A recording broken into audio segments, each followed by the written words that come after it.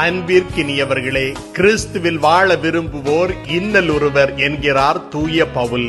கிறிஸ்தவ வாழ்வு சுகமான பாதை அல்ல, சிலுவையின் பாதை.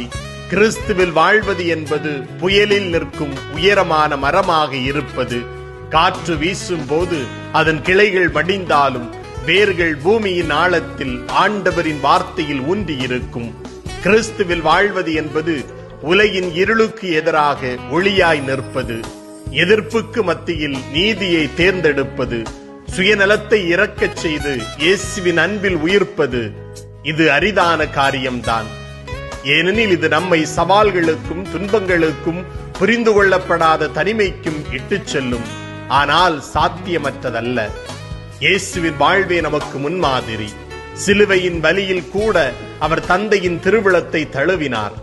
நாமும் அவரை பின்பற்றினால் இன்னல்கள் வரும், ஆனால் நம்மை அழிக்க அல்ல, உடமிடவே வரும். இத்தகு நம்பிக்கையில் வாழ்வை முன்னெடுப்போம்.